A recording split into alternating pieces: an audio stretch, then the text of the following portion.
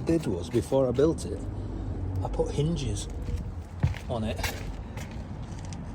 so you could lift it and it wouldn't move. It would just lift and turn on the hinges. Fucking hell, I'm good.